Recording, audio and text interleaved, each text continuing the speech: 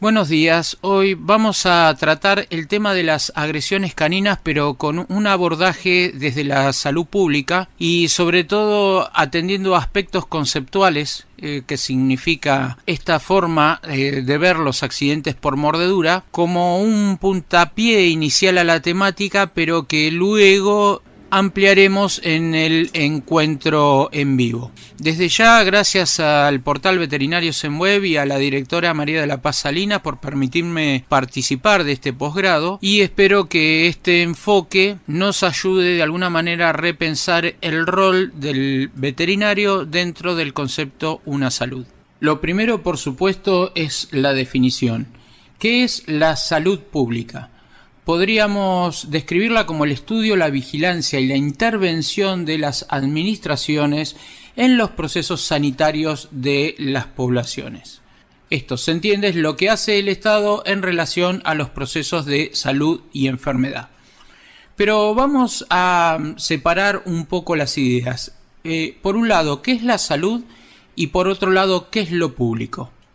La definición clásica de la Organización Mundial de la Salud, que data del año 48, dice que la salud es el estado completo de bienestar físico, mental y social, y no solo la ausencia de enfermedades. Por otra parte, lo público lo definimos como aquello que es asunto de interés para toda la comunidad.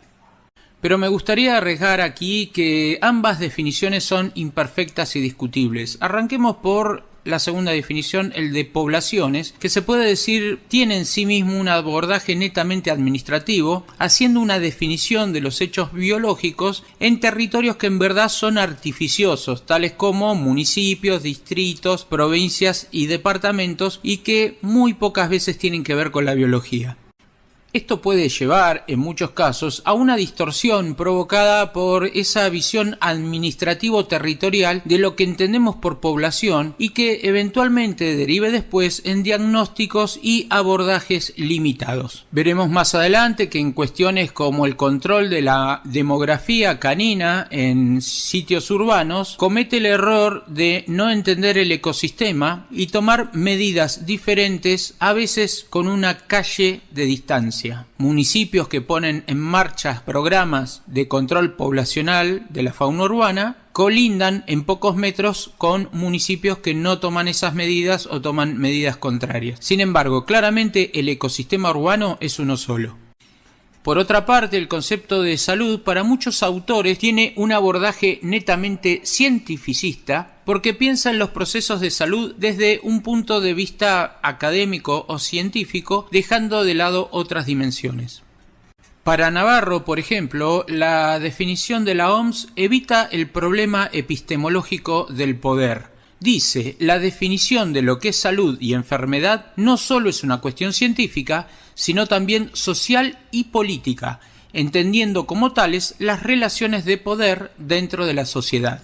El mismo autor plantea la figura del iceberg, en donde los países desarrollados orientan sus esfuerzos médicos a la parte visible del mismo, es decir, lo observan los distintos niveles de atención, desde la baja complejidad hasta los hospitales del tercer o cuarto nivel de atención. Sin embargo, el proceso de salud y enfermedad de la población involucra a un enorme número de ciudadanos invisibles que no entran en el sistema de salud, así como aquellos que, aún estando sanos, son vulnerables a la enfermedad o al problema y cuya vulnerabilidad precisamente podría eliminarse o reducirse con la intervención del sistema de salud, que no estaría ocurriendo.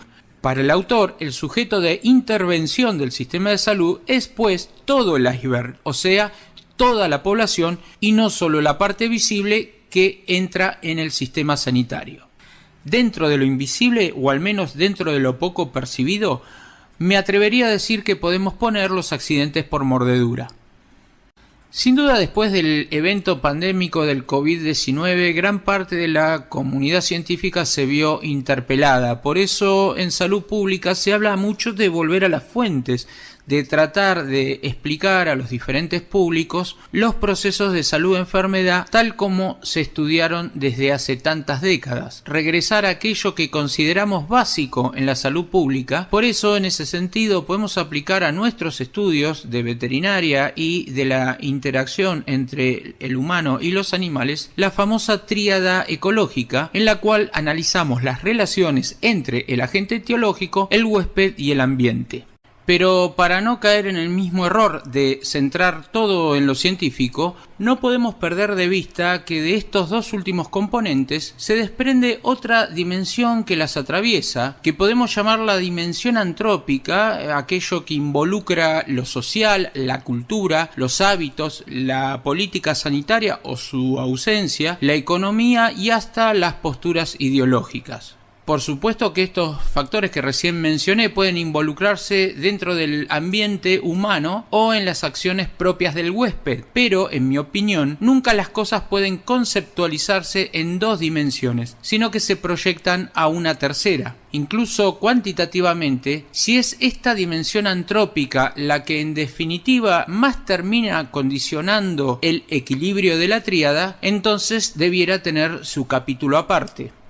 También significa volver a las fuentes, recordar el viejo esquema de la historia natural de la enfermedad. Prácticamente en cualquier patología, este enfoque ayuda a desmenuzarla desde los inicios del proceso en el llamado período prepatogénico hasta su desarrollo una vez alcanzado el horizonte clínico y que deriva posteriormente en las distintas consecuencias finales abarcadas por el período pospatogénico. Este esquema, que se suele utilizar en la clínica individual, se proyecta la salud de las poblaciones exactamente de la misma manera y es armónico con lo propuesto por Navarro y su mirada epistemológica del poder con sus interrelaciones. Tanto el esquema de la tríada como los estudios de la historia natural de la enfermedad articulan perfectamente con el enfoque Una Salud promovido por la OIE y la OMS. Esto lo ampliaremos más en el encuentro en vivo. A grandes rasgos, la salud pública, como en tantos procesos, necesita saber para luego hacer, y para ello cuenta con herramientas.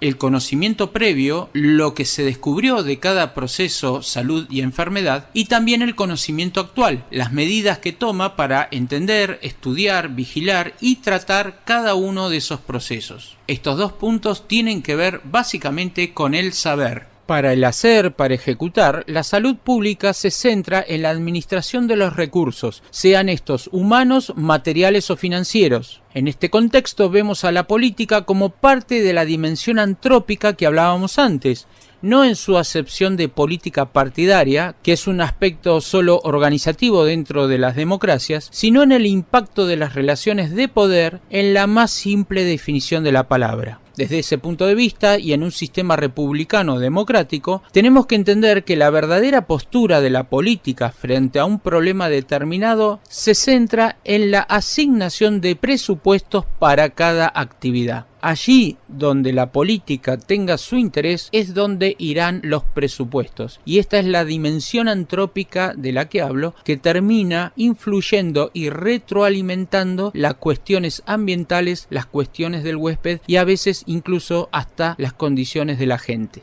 Una disciplina fundamental para el conocimiento dentro de la salud pública es lo que entendemos por epidemiología, teniendo bien en claro las diferencias que hay entre la descriptiva y la analítica, y dejamos por momentos de lado la experimental. Esto parece de perogrullo, pero la descriptiva describe, cuenta la realidad estudiada, mientras que la analítica analiza y busca sobre todo las relaciones entre las distintas variables. Digo esto porque es muy frecuente, sobre todo en los medios, extraer conclusiones analíticas de estudios descriptivos. Son ramas de una misma disciplina que responden a preguntas diferentes. La epidemiología descriptiva nos abre las hipótesis para la analítica, nos dice qué le pasó a ese individuo o a esa población en ese determinado lugar y en ese determinado tiempo, pero es la epidemiología analítica la que busca establecer la relación causal entre las distintas variables. La confusión entre lo descriptivo y lo analítico establece diagnósticos errados o incluso favorece la difusión de mitos, lo cual tarde o temprano puede llevar a políticas sanitarias inútiles que desperdician recursos y sobre todo no solucionan los problemas. Yendo a nuestro tema, la falta de una adecuada epidemiología de las agresiones caninas, sobre todo la epidemiología analítica, provoca que en muchas partes del mundo aún se continúe legislando sobre los llamados perros potencialmente peligrosos. Este enfoque es desaconsejado por los especialistas en etología, además que en muchos países no ha servido para controlar los accidentes por mordedura, razón por la cual dichas leyes hoy día están cayendo en desuso o en proceso de derogación. En este curso ya han visto la teoría de las agresiones con el Dr. Damián y no me extenderé sobre ello, pero es bueno recordar los distintos tipos en lo que esta escuela de etología clínica califica a las agresiones. La agresión a humanos o hacia otros animales puede aparecer prácticamente en todos los trastornos de comportamiento y es de esperar que lo haga con mayor frecuencia en estos perros con patologías que en aquellos perros equilibrados que eventualmente y en forma esporádica han mordido por miedo, irritación o mal manejo del tutor.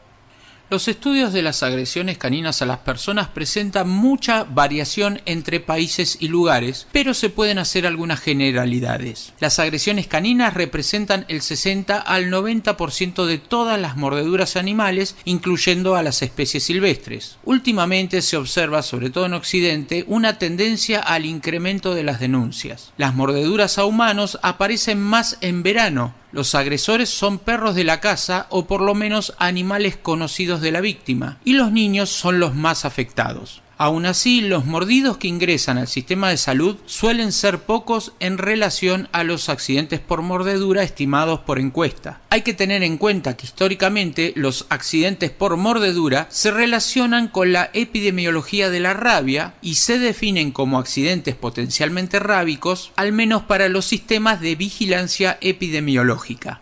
El tema es que al caracterizar el accidente por mordedura como una patología en sí misma y como una entidad mórbida separada de la rabia, adquiere un comportamiento epidemiológico diferente porque entra en el capítulo de la epidemiología de la enfermedad no transmisible, caracterizada sobre todo por ser multicausal, de menor gravedad y por ende menor hospitalización, lo que lleva también a un mayor subregistro del evento y con un menor impacto mediático.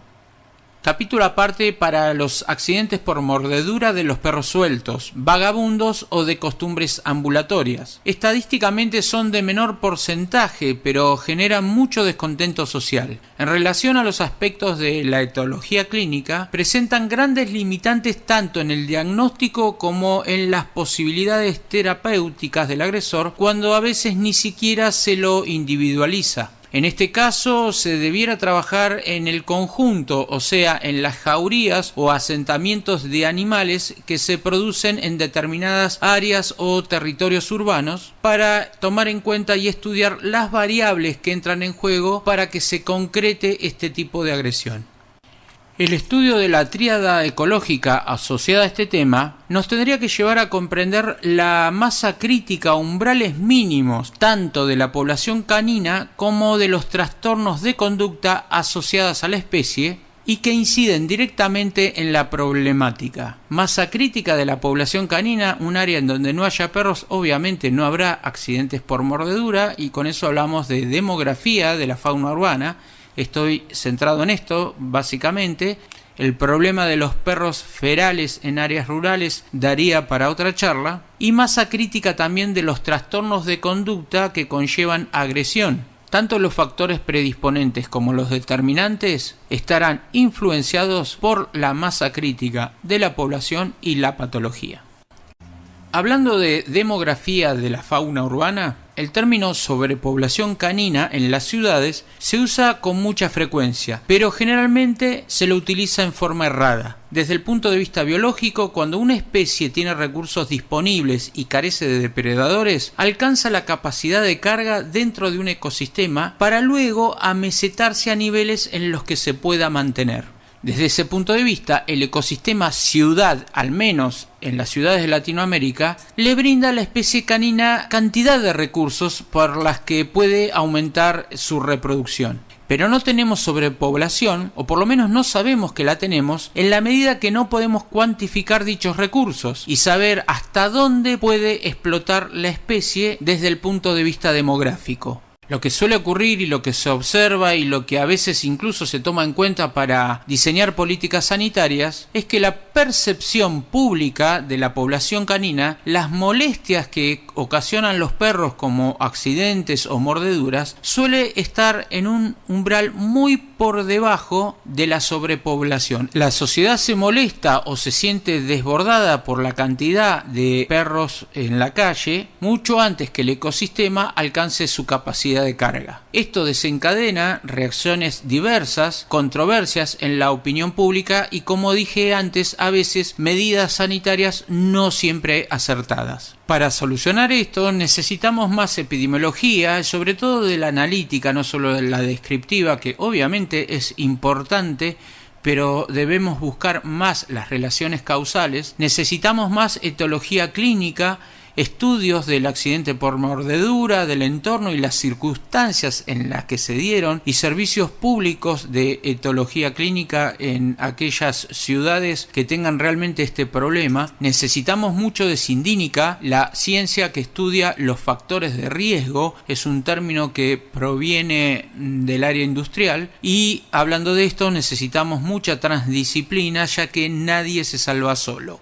No pensemos que los veterinarios podemos hacer todo, o allí donde se hable de animal nosotros somos la única voz autorizada. En realidad no se trata de sectores, se trata de defender a la profesión toda, ya que una acción de un veterinario afecta la imagen del conjunto y es algo que a veces nos cuesta entender porque muy pocas veces estamos bien formados en comunicación. Como se ha visto acá en alguna clase, y lo dice la doctora María de la Paz Salinas muy a menudo, es imposible no comunicar, así que nuestras acciones o nuestras omisiones también dicen de nosotros. Hay que tener cuidado de cómo se comunica. Esta imagen con la familia rodeada y amenazada por animales puede parecer exagerada y hasta fantasiosa, al igual que las imágenes del humano rodeado por zombies. Tal vez las primeras concienticen, pero tal vez también desensibilicen. Estos efectos de la comunicación se estudian en las ciencias sociales y también en la salud pública especializada. Uno de los grandes déficits que tenemos en las ciencias veterinarias es la comunicación y la escasa formación que tenemos al respecto. Considero que los niveles científicos son en general muy buenos y a muchos niveles, pero al menos en los ámbitos en donde me tocó interactuar solemos fallar en la comunicación. Tenemos que recordar que no hay un público, sino hay distintos públicos. Y tanto el efector estatal como el efector privado, el que está permanentemente en contacto con los tutores de las mascotas, tenemos todas nuestras responsabilidades. Y ese tal vez sea el desafío a futuro. Abrirnos a otras disciplinas, siempre con un adecuado nivel científico, pero intentando mejorar nosotros mismos en los aspectos comunicativos. Muchas gracias.